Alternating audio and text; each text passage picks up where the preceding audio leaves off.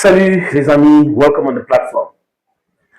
Quand nous parlons ici des pays terreau-terreau, des pays qui sont dirigés par des néo-nazis, des pays que personne ne devrait soutenir, je parle de nous autres dans le sud global, certaines personnes ne comprennent pas. L'Ukraine, c'est un pays aujourd'hui qui est dirigé de Paris à Berlin, de Londres à New York, Washington. Ce sont ces pays-là qui dirigent l'Ukraine.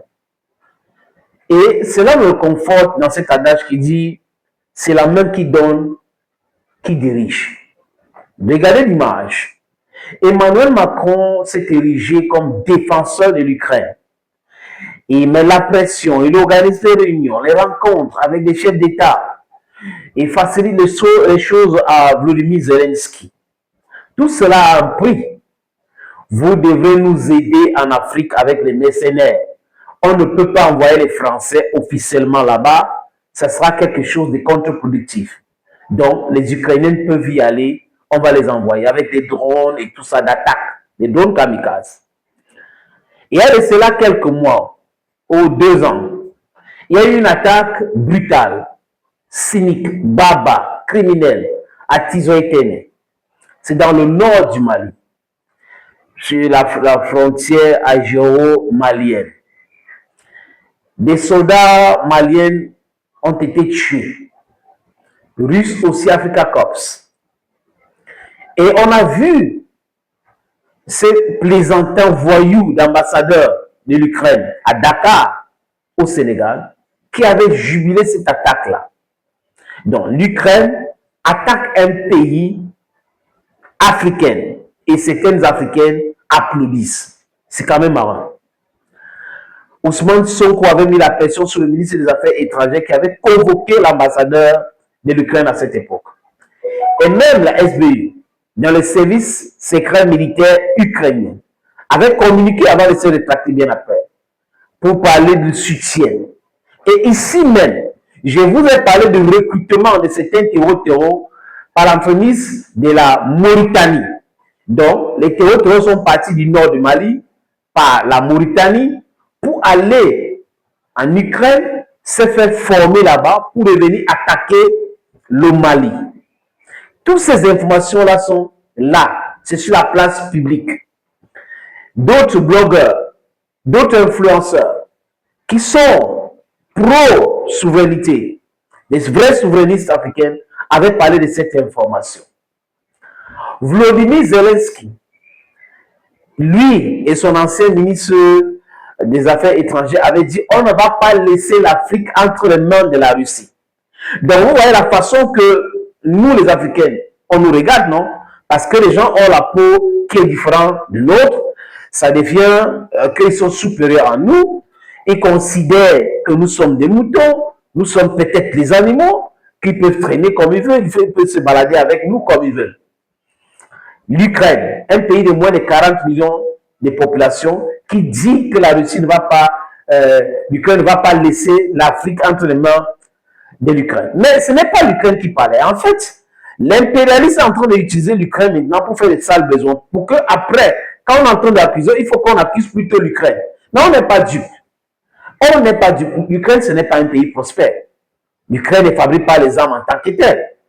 Donc les pays producteurs des armes, on les connaît. Les pays qui ont une histoire avec la colonisation, on connaît. Les pays qui ont une histoire avec l'esclavage, on connaît. La France, pour nommer le chien, a tout intérêt à ce que le Mali ou les autorités maliennes aujourd'hui quittent le pouvoir. C'est de l'intérêt de la France. Mais la question que je me pose, est-ce que c'est de l'intérêt de l'Afrique? Et la réponse est sans ambiguïté. Non. L'intérêt de la France ne peut pas être l'intérêt de l'Afrique. L'intérêt de la France ne peut pas être l'intérêt du Mali.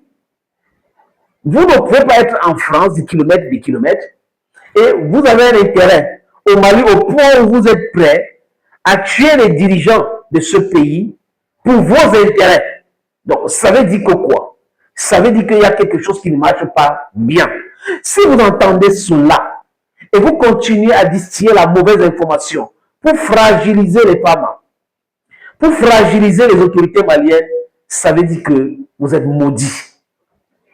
Comment se fait-il que nos intérêts sont moins importants chez nous et les intérêts des autres chez nous est plus important? It doesn't make any sense. Donc, l'Ukraine est derrière cette attaque de samedi.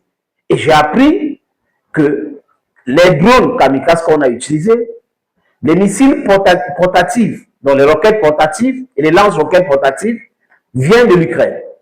Les amis, qui parle de l'Ukraine parle de la France. Donc, on comprend aujourd'hui pourquoi Zelensky fait les tours en France, pourquoi ils sont au téléphone tout le temps avec Emmanuel Macron. Et Emmanuel Macron pense au fond de lui que la France peut revenir en Afrique en force si on détruit le Mali, on détruit le Burkina Faso, on détruit le Niger. Chères autorités maliennes, chères autorités burkinabées, autorités du Niger, attention avec le Togo. Je parle là des autorités togolaises. Tout est possible. J'ai vu une image de Jean-Noël Barrot, le ministre des Affaires étrangères français, qui est allé au Togo. Il va faire le lobbying pour que RFI France 24 revienne sur les zones. Ce n'est pas uniquement cela. Ils ont certainement des deals, ils sont en train de discuter sur beaucoup de choses. Donc, le Burkina Faso doit être en alerte totale. Le Niger, en alerte totale. Parce que l'impérialisme est dehors. Ils ont échoué de tuer tout le monde au Mali. Parce que leur but, c'était d'assassiner tous les dirigeants maliens. Ils n'ont pas pu. Avec la complicité de certains pays africains que je vous ai déjà cités ici, deux personnes les citent déjà. Mais plus important, vous devez comprendre pourquoi aucun Africain ne devrait soutenir l'Ukraine.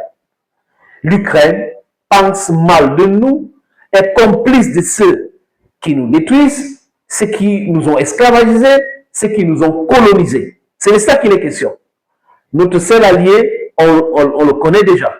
Et c'est à nous de lui faire confiance davantage, mais on doit compter sur nous. On ne doit pas compter sur la Chine. On ne doit pas compter sur la Russie. Ce sont nos alliés, ce sont nos amis, c'est. Mais nous devons compter sur nous. Ça, c'est la raison pour laquelle je demande officiellement, solennellement, que l'AIS gagne encore davantage le nombre de troupes. J'ai appris que c'est 15 000 troupes. C'est insuffisant.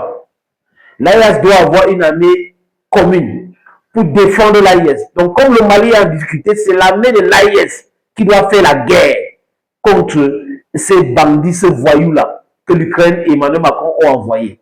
Les amis, l'AIS est en train de travailler. Je suis reconnaissant, mais on peut faire encore mieux. Arongome.